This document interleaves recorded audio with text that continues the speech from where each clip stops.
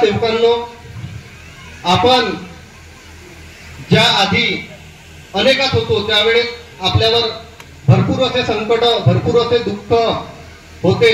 कोणी आर्थिक दृष्टीने व्यस्त झालेला होता आणि कोणी मानसिक, कोणी वैद्वानी यामुळे त्रस्त झालेला होता. जो व्यक्ती आपल्याला जसं जसं सांगायच्या त्याच्या म्हणण्यानुसार आपण सर्वोपरी प्रयत्न करून आपल्याला कुठेही थारा लागला नाही आणि आपल्याला माहित झालं की एक परमात्मा एक मार्ग असते आणि त्या मार्गामध्ये आल्यानंतर आपले सर्व दुःख दूर होतात.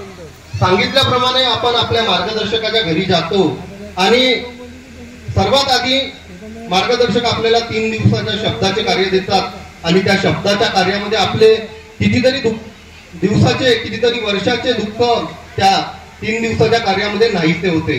बघा भगवंत कृपा कशी कार्य करते आणि किती महान आहे.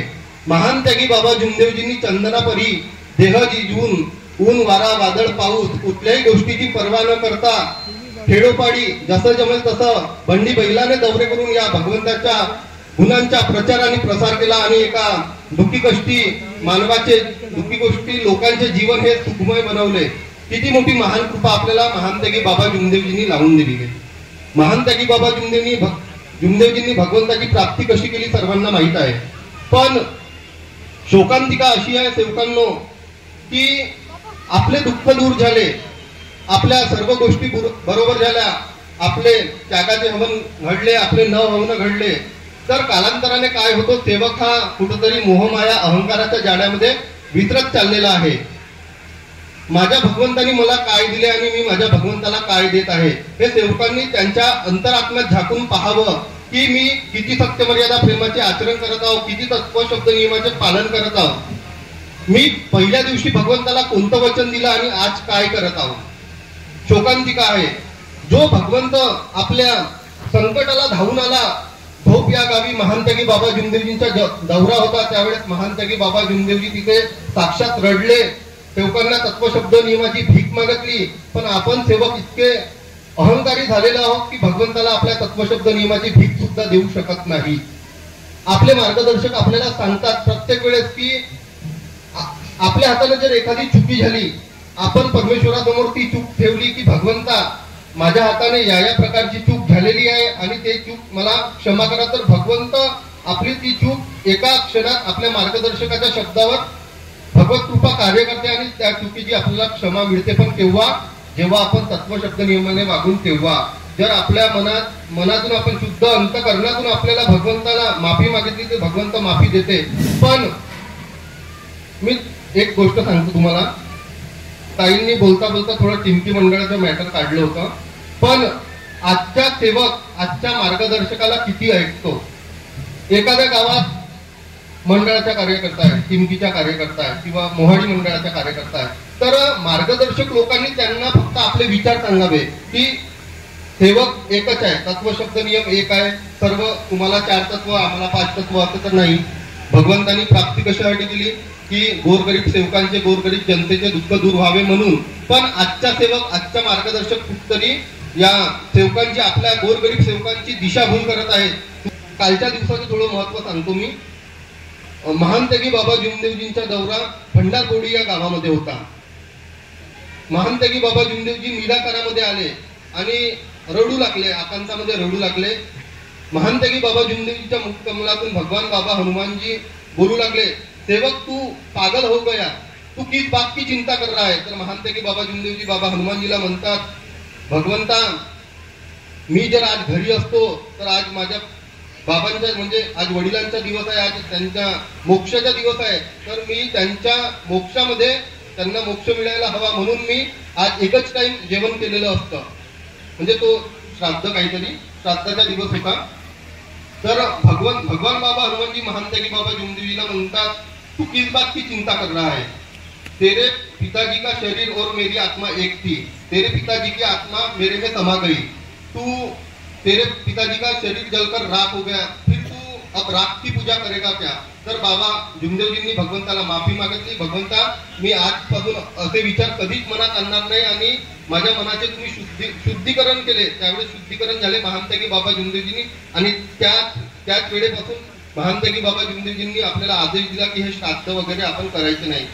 महान त्यागी बाबा जुमदेवजींनी आणखी मोठी शक्ती दिली होती. गंगाधरजी रंभाड यांचा अनुभव तुम्ही ऐकले असाल. एक कोंबडी आली त्यांच्या अंगणामध्ये आणि बाबा त्यांना वाटलं की हे कोंबडी इथून जात नाही, तर त्यांनी एक फूक मारली तर ते कोंबडी म्हणजे जळून भस्म व्हायची किंवा तिथे जागी मरण पावायची. तर बाबांना वाटलं नाही, मी सेवकांना तर खूप मोठी शक्ती दिली आहे, कालांतराने काय होणार जर यांच्या शक्तीचा पावर इतकाच राहिला तर हे कोणाला पण मारू शकणार. म्हणून महान त्यागी बाबा जुमदेवजींनी भगवंताला विनंती केली की भगवंता, मी दिलेली शक्ती जे सेवकांकडे आहे त्या शक्तीचा थोडा पावर कमी करा आणि त्यांच्या कर्मानुसार त्यांना फळ द्या. म्हणजे मानव धर्मामध्ये कर्माला महत्व आहे. आपण कसे कर्म करतो हे आपल्यावर अवलंबून आहे. बघा, कर्मयोग आणि कर्मभोग आपल्याला मानव धर्मामध्ये सांगितलं आहे. आपण तत्वशब्द नियमाचे कार्य करून तत्वशब्द नियमाने वागून आपल्या कुटुंबात आणि सेवकात एकता कायम करून कुटुंबात जर वाद होणार नाही तर सेवकात पण नाही होणार. तर आपल्याला आपल्या मागे कर्मयोग राहील आणि याच्या विपरीत जर कार्य केले तर आपण कर्मभोगाच्या वारसदार नक्की होणार. म्हणून आपलं काय करायचं आहे ते प्रत्येकाने ठरवायचं आहे. महान त्यागी बाबा जुमदेव, मी नवीन सेवकांसाठी दोन शब्द म्हणजे थोडा वेळ घेतो. आपल्या मानव धर्मामध्ये जसा एखादा चर्चा बैठक आपल्याला महान त्यागी बाबा जुमदेवजींनी सांगितली आहे. चर्चा बैठक याकरिता की माझा हा अनाडी सेवक आहे, त्याला कुठतरी दोन शब्द या मानव धर्मामध्ये या भगवंताबद्दल शिकायला मिळायला पाहिजे. मानव धर्मामध्ये तत्वशब्द नियम काय आहे हे शिकायला मिळायला पाहिजे. म्हणून आपल्याला चर्चा बैठक महान त्यागी बाबा जुमदेवजींनी लावून दिली. तर खेडोपाडी दौरे केले महान त्यागी बाबा जुमदेवजींनी. गरीब सेवकाकडून साध्या चहाची अपेक्षा सुद्धा घेतली नाही. आणि आजचे कार्यकर्ते एखाद्या सेवकाच्या घरी गेल्यावर आम्हाला मटणाचे पैसे देऊन द्या, आम्ही तिकडे धाब्यावर देऊन मटण खाऊन येऊ, अशी सेवकांची मनस्थिती झालेली आहे. आणि ही खरी म्हणजे खरंच सांगत आहो मी, हे खोटे शब्द नाही आहेत. तर महान त्यागी बाबा जुमदेवजी एखाद्या गावामध्ये जर दौरा घेतला तर त्या सेवकाकडून एकच अपेक्षा करायची, एक हा माईक द्या आणि एक पोंगा आणि एक पेंडाल लावून द्या. कारण या माईकच्या माध्यमातून कुठतरी गोरगरीब दुःखी सेवक आहे या गावामध्ये, त्यांना कुठतरी माझे मार्गदर्शन ऐकू जातील आणि त्यांच्या सुद्धा जीवनाचं सोनं होईल. म्हणून महान त्यागी बाबा जुमदेवजींनी माईक आणि एक पोंगा सांगितला. हा माईक आपला नाहीये दादांनो, हा माईक राजकारणी लोकांचा आहे. खूप मोठ्या मोठ्या गोष्टी सांगतात राजकारणी लोक, पण आज आपल्याला मानव धर्मामध्ये सेवक ही पदवी मिळाली. ते म्हणजे सेवा करणारा, व म्हणजे वचनबद्ध आणि क म्हणजे कर्म करणारा. सेवक ही मोठी पदवी मिळाली हे आपले भाग्य आहे. नाहीतर आपण अनेकात होतो तो बेवडा चालला, तो दारुडे चालला असे म्हणायचे लोक. पण आज मानव धर्मामध्ये पदवी मिळाली आहे. पदवी मिळणं हे महान गोष्ट आहे.